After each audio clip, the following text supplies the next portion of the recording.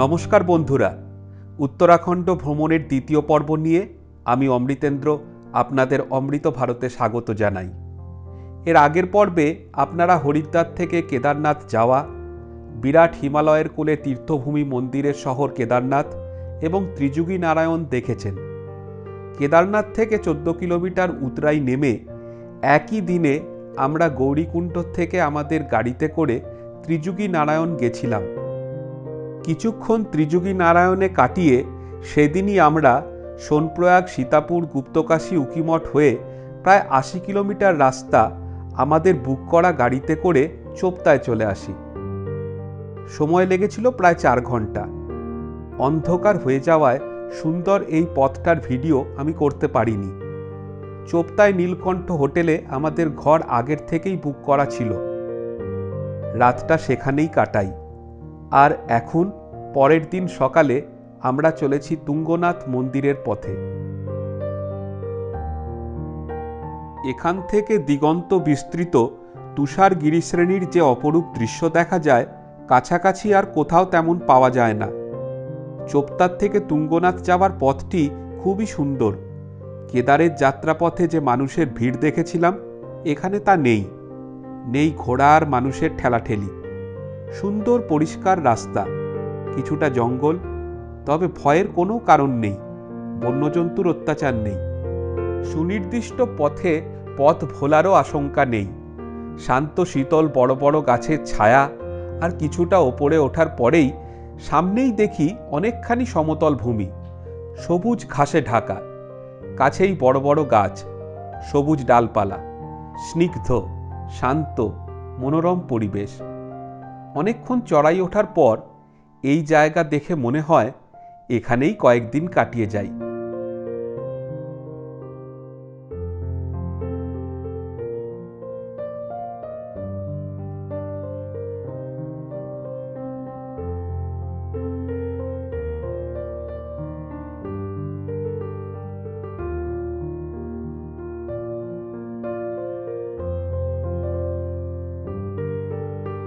চোপতার থেকে তুঙ্গনাথের হাঁটা পথ মাত্র 4.5 কিলোমিটার।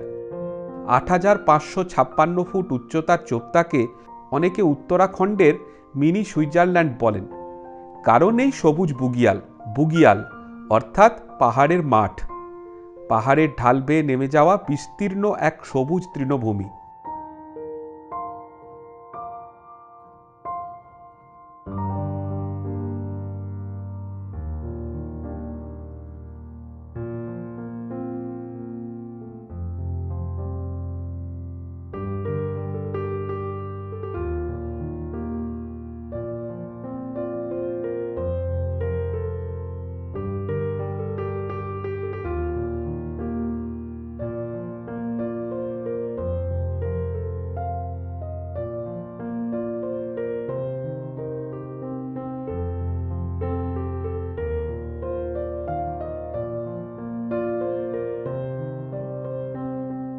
ক্রমশ চড়াই উঠেই চলেছি।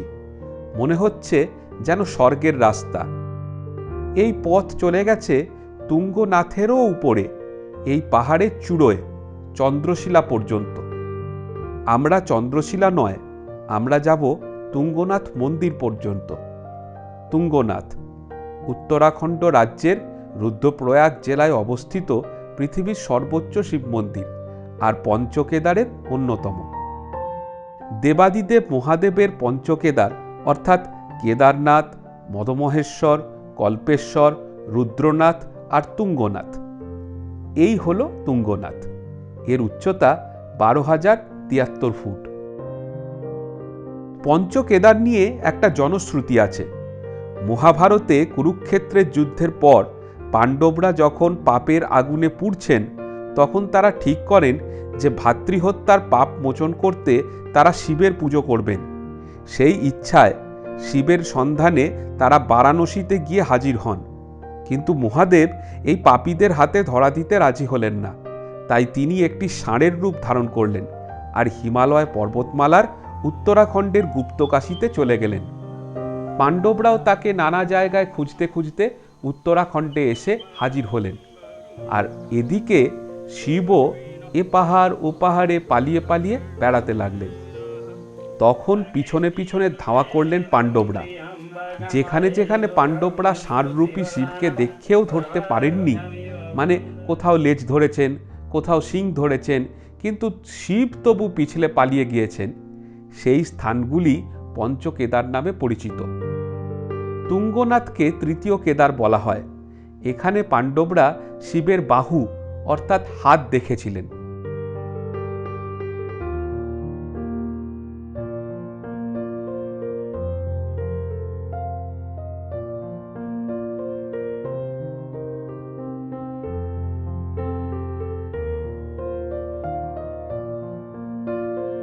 তুঙ্গনাথ কিন্তু চার ধামের মানে কেদারনাথ, বদ্রীনাথ, গঙ্গোত্রী, যমুনোত্রীর অন্তর্গত নয়। এটা একটি শিব মন্দির।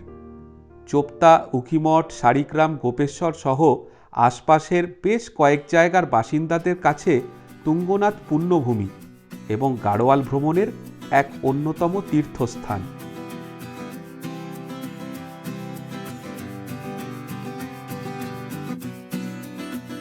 তুঙ্গনাথ মন্দির দেখে সেদিনই আবার চোপতায় নেমে আমরা রওনা দিলাম যোশীমঠের পথে।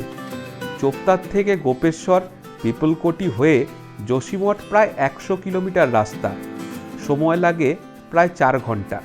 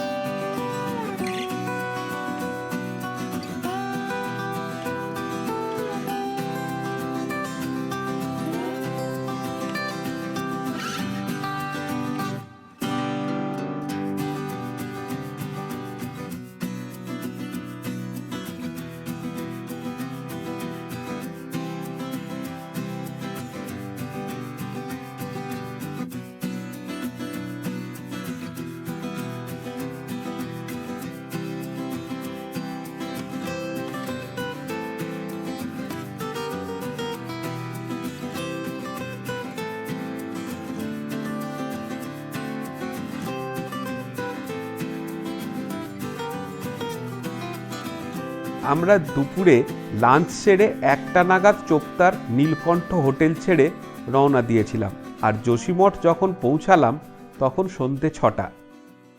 এদিন রাতটা আমরা যোশীমঠেই কাটালাম।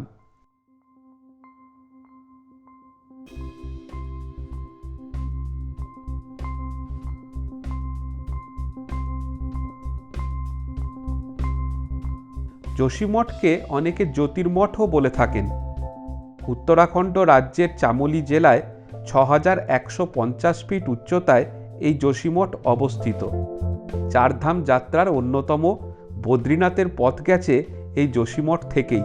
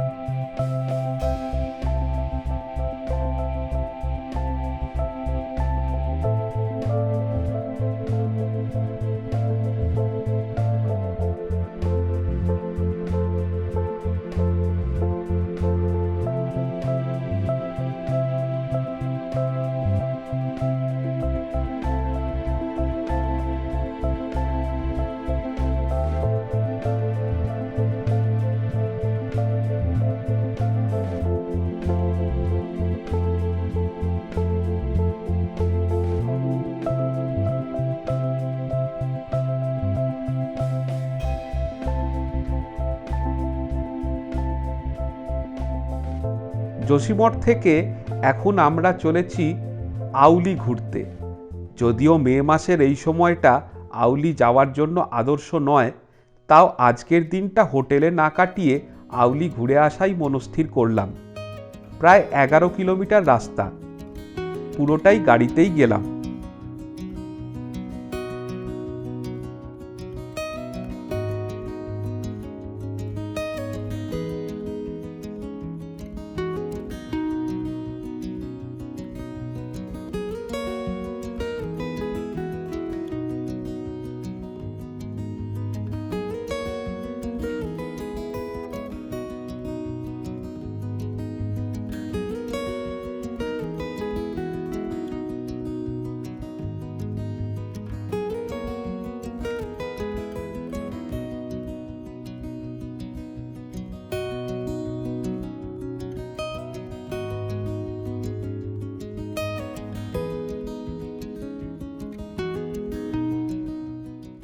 মে মাস, তাই বরফও নেই, পর্যটকও নেই। তবে হিমালয়ের প্রাকৃতিক সৌন্দর্য সারা বছর যেমন থাকে ঠিক তেমনই আছে।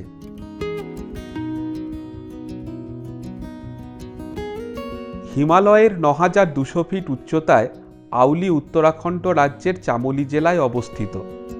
এই জায়গাটি আউলি বুগিয়ালের জন্য বিখ্যাত। গাড়োয়ালিতে বুগিয়াল আর ইংরাজিতে মিডো অর্থাৎ তৃণভূমি।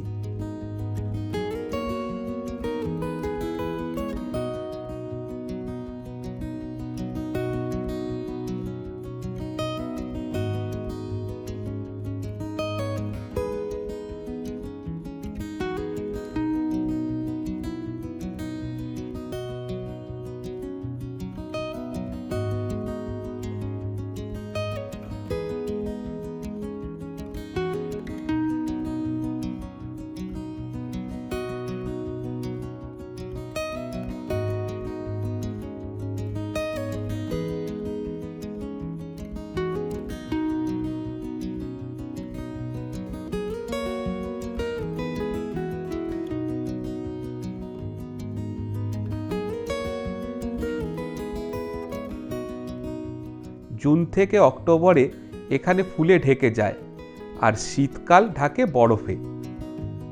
মে মাসে আমরা তার কোনোটারই দেখা পেলাম না, কিছু ফুল ছাড়া।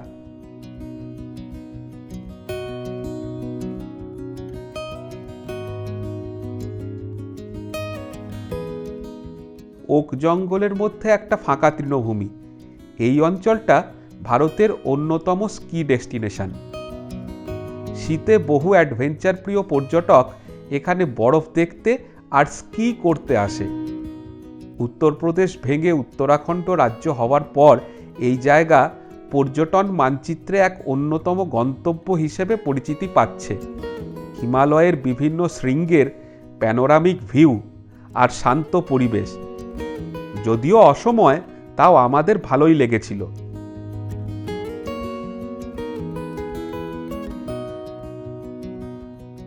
মেঘ আর কুয়াশার লুকোচুরি, তাই পর্বতশৃঙ্গ সেভাবে আমরা দেখতে পাইনি। তবে ওখানে কাটানো কয়েকটা ঘন্টা আমাদের ভালোই লেগেছিল। আজ এ পর্যন্তই। আশা করি ভিডিওগুলি আপনাদের ভালো লাগছে। যদি ভালো লাগে তাহলে অবশ্যই লাইক করবেন, কমেন্ট করে জানাবেন ভিডিও কেমন লেগেছে আর আপনাদের অভিজ্ঞতা। চ্যানেলটিকে সাবস্ক্রাইব করবেন। ভালো থাকবেন।